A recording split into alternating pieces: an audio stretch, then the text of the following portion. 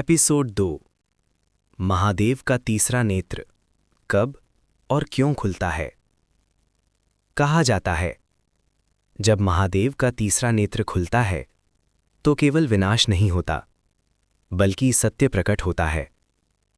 लेकिन क्या आपने कभी सोचा है, ये नेत्र खुलता कब है और क्यों?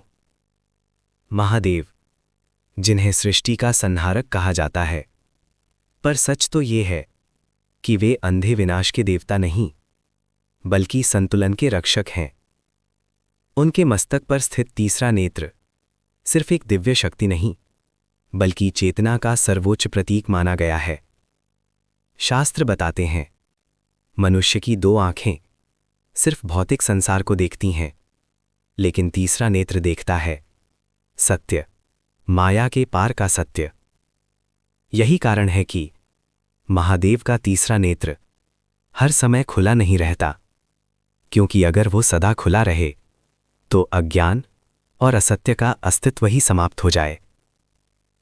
कामदेव की कथा।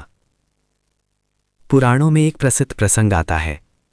देवताओं ने भगवान शिव का ध्यान भंग करने के लिए कामदेव को भेजा।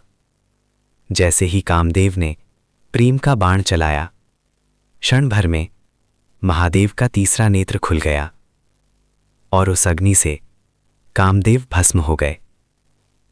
लेकिन यह केवल क्रोध नहीं था, यह संदेश था कि जब इच्छा और मोह आध्यात्मिक सत्य के रास्ते में आते हैं तो उनका अंत निश्चित है। तीसरे नेत्र का असली अर्थ। तीसरा नेत्र सिर्फ